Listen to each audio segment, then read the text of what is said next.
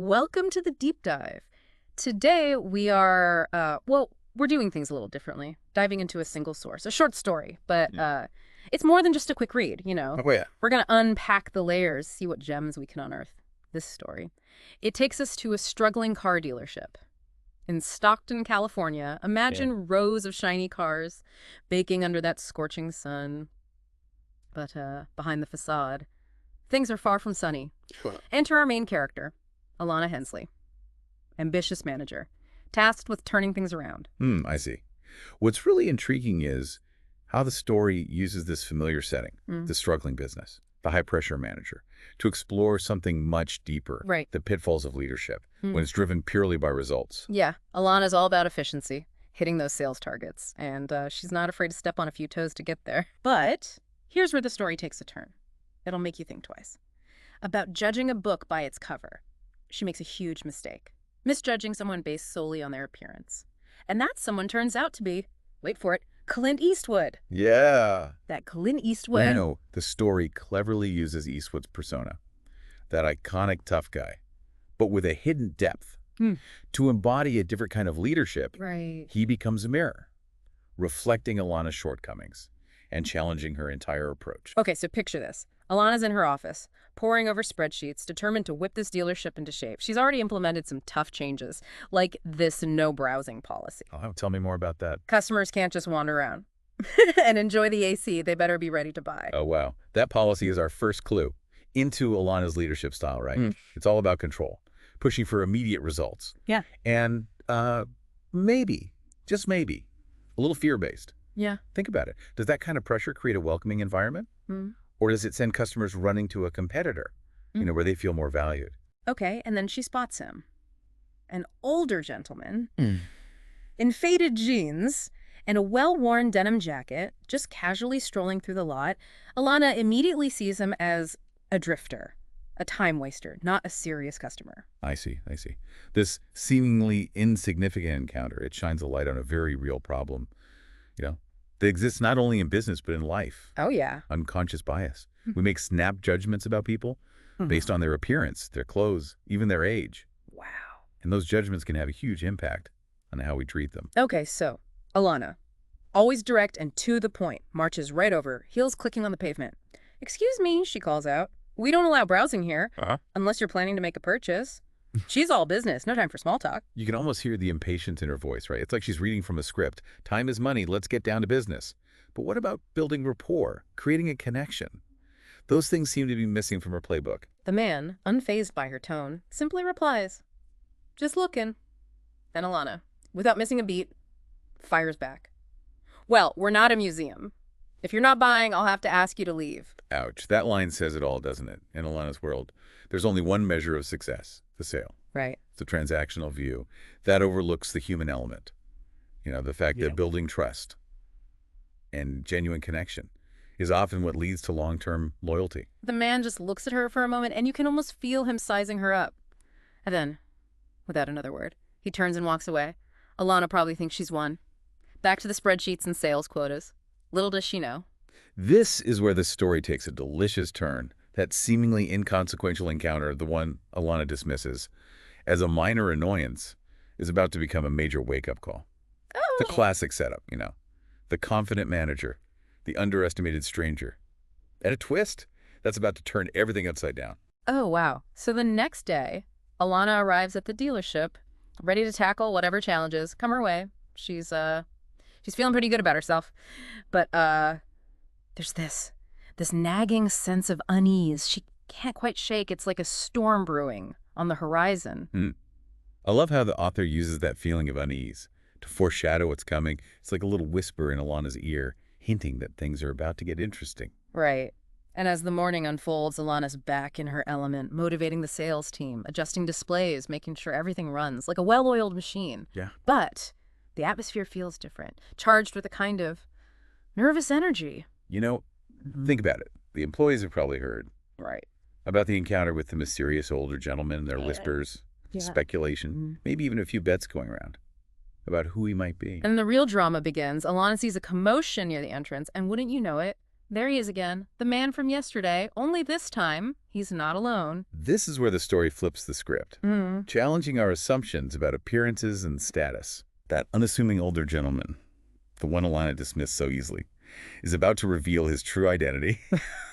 The power dynamic is about to shift dramatically. He's got an entourage now, a woman in a sharp business suit, a man with a clipboard looking very official, and a few others.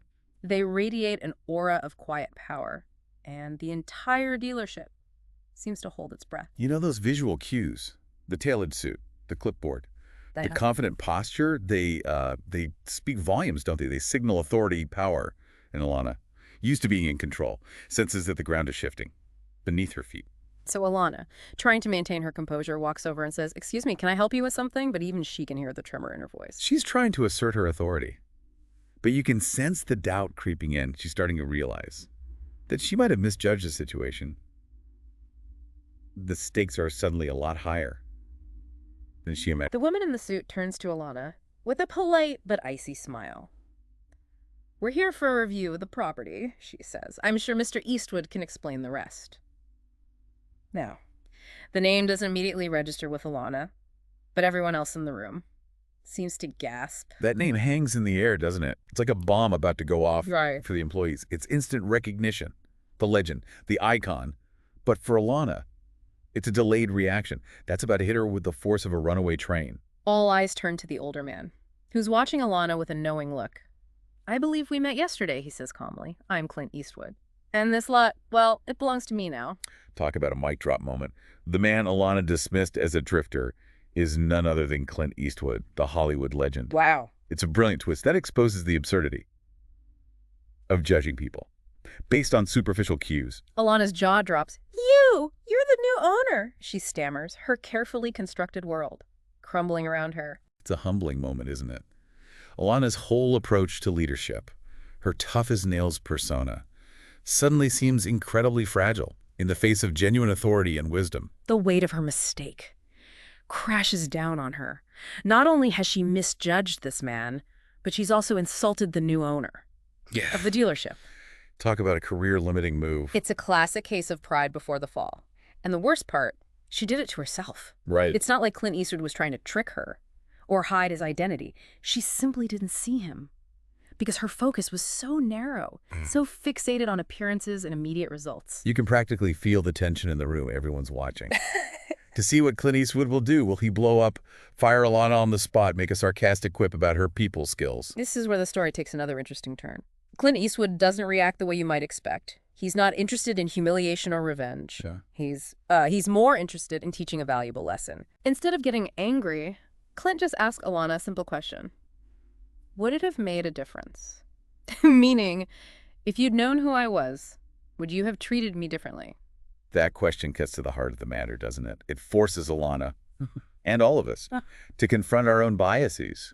Wow. Do we treat people differently based on their status, their perceived importance? And if so, what does that say about our values? Alannah is speechless. She knows he's right. She did judge him based on his appearance, and now she's facing the consequences. It's a powerful reminder that first impressions can be deceiving, and we should always treat everyone with respect, regardless of how they look.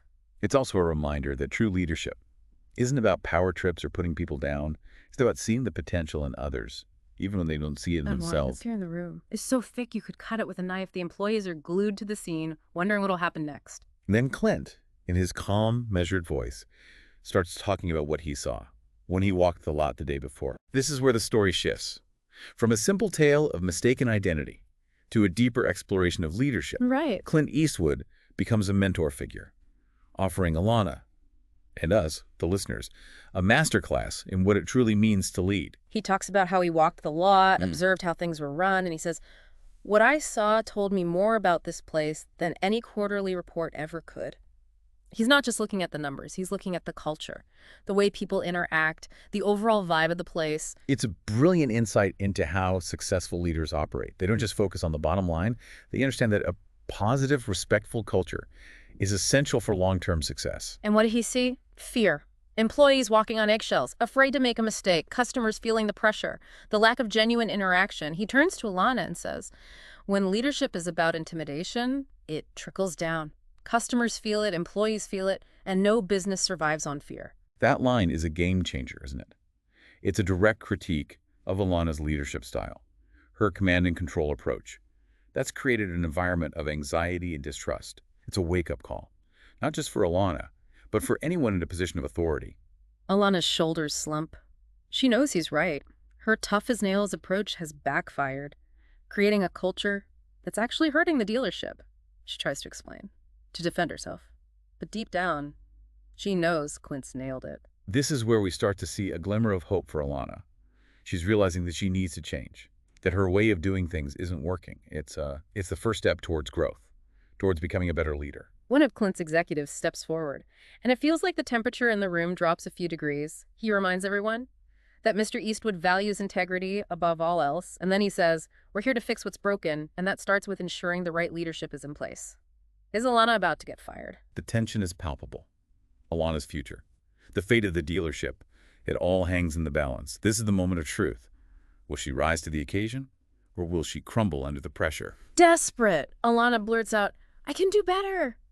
I've made mistakes, but I can fix them. I can show you I'm capable of leading this team the right way." It's a raw, vulnerable plea for a second chance. You can hear the desperation in her voice. But there's also a hint of determination. She's not giving up without a fight. She recognizes her flaws, and she's expressing a willingness to change. And that's the first step towards redemption. Clint studies her for a long moment, and then, finally, he speaks. "Everyone deserves a second chance.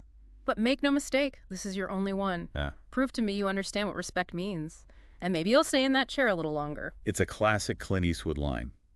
Tough, but fair. He's giving Alannah a lifeline. But he's also setting clear expectations. He's not looking for empty promises. He wants to see real change, a genuine transformation. Alannah's relieved. But she also knows this is just the beginning. She's been thrown a lifeline. But she's still got to swim to shore. She's got to prove herself. And that means transforming her entire leadership style. Respect isn't just a word. It's a way of life. A choice she has to make every single day. It's a great setup for the next part of the story. Yeah. We've seen Alannah hit rock bottom, confront her flaws, and now the real work begins. She has to move beyond words and into action. And that's where things get really interesting. Okay, so Alannah's been given this incredible second chance. But it's not a free pass. She's got to prove to Clint Eastwood, and maybe more importantly to herself, that she really gets it. That respect isn't just a word you throw around. It's the foundation of how you treat everyone, from the newest employee to the CEO. It's like she's been given a crash course in authentic leadership. And now it's time to put those lessons into practice. Yeah. The dealership becomes her proving ground, a place to transform not just the business, but also herself. And she dives in headfirst. She starts by ditching that ridiculous no-browsing rule, encouraging people to actually enjoy the space. She meets with each employee individually, not to criticize or micromanage, but to listen, to ask for their input, to acknowledge their expertise. It's a complete 180 from her old style. And that's what's so powerful about this part of the story. It shows that change is possible, even for someone like Alannah, who seems so set in her ways. Right. It's a reminder that we all have the capacity to evolve, to become better versions of ourselves, if we're willing to do the work. At first, the employees are skeptical, right? They're used to the old Alannah, the one who barked orders and ruled with an iron fist. But as they see her consistent actions, her genuine efforts to create a more respectful environment, the walls start to come down. It's a great example of how actions speak louder than words, especially in a leadership role. Right. It's not enough to simply apologize or say you're going to change. You have to back those words up with consistent behavior day after day until people start to believe it. And then there's this small but incredibly significant moment. Derek, one of the junior sales associates, who'd been particularly nervous around Alannah, approaches her after a sale and says, I just wanted to say thanks. Things feel different around here. Better. It's a turning point, isn't it? That simple acknowledgement from Derek shows that Alannah's efforts are having a real impact. She's creating a ripple effect, transforming not just the business, but the lives of the people who work there. Alannah smiles, genuinely touched by Derek's words. She knows there's still work to do, but she's starting to feel that sense of pride, that satisfaction that comes from leading with integrity and respect. But the ultimate test is yet to come. Remember, Clint Eastwood gave her a second chance, but he's watching closely. to see if she's truly learned her lesson. He's not going to let her off easy. And then one afternoon, he returns, just like before. He walks the lot, observing everything. But this time, Alannah doesn't rush over to greet him. She lets him see the changes for himself. The new vibe of the dealership, the relaxed interactions between employees and customers. It's a subtle but important detail. Alannah's not trying to impress Clint Eastwood or put on a show. She's confident in the changes she's made.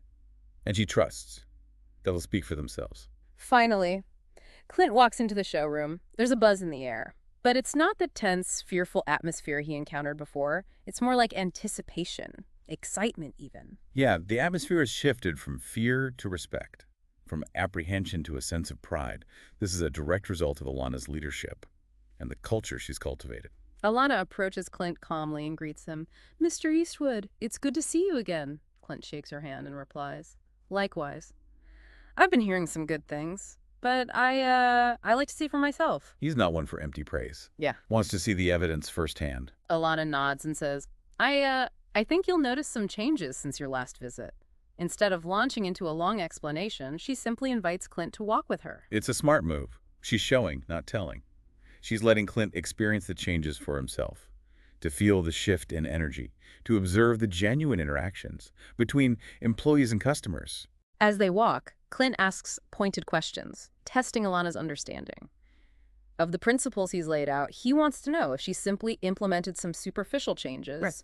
or if there's been a real shift in her mindset. It's like a final exam, isn't it? Clint's not just evaluating Alannah's performance, he's assessing her character, her commitment to leading with integrity. And Alannah passes with flying colors. She explains how she's empowered her team, how she's focused on creating a welcoming environment, how she's prioritizing genuine connection over pressure tactics. Clint listens intently, his expression unreadable. But you can sense a growing respect for the woman standing before him. It's a satisfying moment. Alannah's not just reciting some memorized script. She's articulating a deep understanding of what it means to lead with respect and empathy. She's earned this moment, and Clint recognizes that. They reach the end of the lot, and Clint pauses near a sleek black sedan. "Sounds like you've made some progress," he says. "But leadership isn't just about fixing problems. It's about seeing opportunities others might miss." He gestures towards a young father with a toddler in tow, standing hesitantly near the entrance. "Let's see how you handle this," he says, his tone light but his eyes sharp. This is the final test, the real-world application of everything Alannah has learned. It's not about sales quotas or closing deals. It's about demonstrating her newfound understanding of respect and empathy in a genuine interaction. Alannah takes a deep breath and approaches the man. She notices his nervousness, the way his toddler is tugging on his hand, and she remembers what it feels like to be judged, to be underestimated. It's a beautiful moment of connection. Alannah's not just seeing a potential customer. She's seeing a person, a father, someone who might be feeling a bit overwhelmed. "Hi there," she greets him warmly. "Can I help you find something?" The man seems surprised by her friendly tone. I was just looking," he says. I'm not sure if I'm ready to buy it." It's a classic car sales scenario. The hesitant customer, the unspoken fear of pressure tactics. This is where Alannah can really shine, showing that she's not the same pushy manager Clint encountered before. "No problem at all," Alannah replies. "Take your time. If you have any questions, I'm happy to help." The man relaxes a bit, and he explains that he's looking for something reliable, but affordable, his old car having given out recently. This is where empathy comes into play. Alannah's not just hearing his words. She's understanding his situation, his needs, and his concerns. It's a far cry from her old transactional approach. Alannah spends time with the man, showing him a few different models, answering his questions, and offering practical advice. She's not pushing for a sale. She's building a relationship, demonstrating genuine care. And all the while, she's aware that Clint Eastwood is watching, evaluating her every move. It's like a masterclass in servant leadership. Alannah's not focused on her own ego or agenda. She's genuinely trying to help this man find the right car for his family. The man thanks Alannah for her help and says he'll come back soon. As he walks away, Clint approaches Alannah. "That's what I wanted to see," he says. "You didn't just sell him a car, you earned his trust." That's the kind of leadership this place needs. It's the ultimate validation. Clint's words are simple but powerful. He's acknowledging Alannah's transformation, her commitment to leading with respect and integrity. Alannah feels a huge weight lift from her shoulders. It's not just about Clint's appraisal, it's the realization That she's finally become the leader she always wanted to be. And it's a beautiful reminder that true leadership is about so much more than just achieving results. It's about making a positive impact on the lives of others, creating a culture of respect, and inspiring those around you to be their best selves. But Clint Eastwood isn't quite done yet.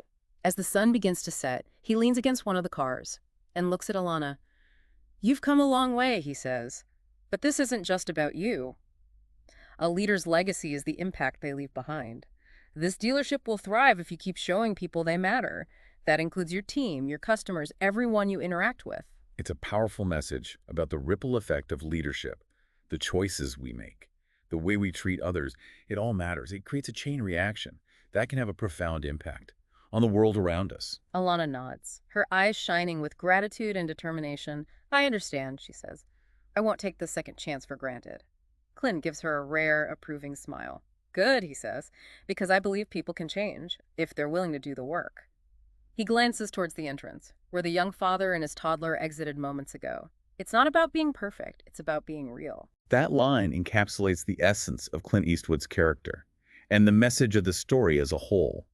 It's not about striving for some unattainable ideal. It's about being authentic, being human, being willing to learn and grow. With those words, Clint Eastwood walks away, leaving Alannah standing in the warm light of the setting sun. She's filled with a sense of pride, humility, and a deep understanding of the true meaning of leadership. The story ends with Alannah having successfully transformed not only the dealership, but also herself.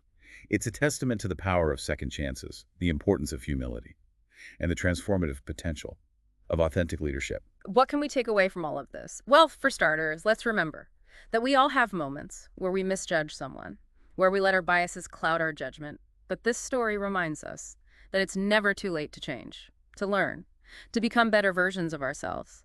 And it highlights the importance of leadership that's grounded in respect, empathy, and a genuine concern for the well-being of others, whether we're leading a team, a family, or simply navigating our own lives. These principles are essential for creating a more positive and fulfilling experience. Exactly. It's about recognizing that success isn't just about the bottom line. It's about the relationships we build, the impact we have, and the legacy we leave behind. So here's a thought-provoking question to leave you with. What would Clint Eastwood think of your leadership style? Something to ponder. Until next time, keep diving deep.